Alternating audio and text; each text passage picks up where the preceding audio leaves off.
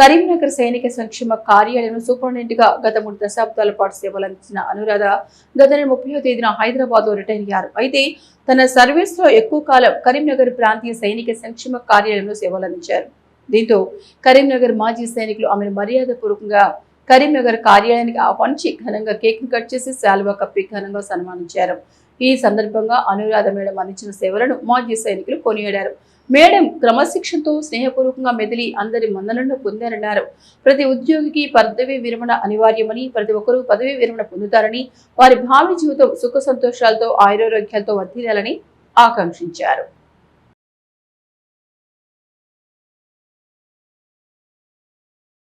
ఇవాళ సైనిక సంక్షేమ కార్యాలయం కరీంనగర్ యందు సూపరింటెండెంట్గా పనిచేసి 29 సంవత్సరాలు ఇక్కడ మనకు సేవ చేసి మాజీ సైనికులందరికీ సేవ చేసిన అనురాధ మేడం గారు ఏప్రిల్ 30కి రిటైర్మెంట్ జరిగింది.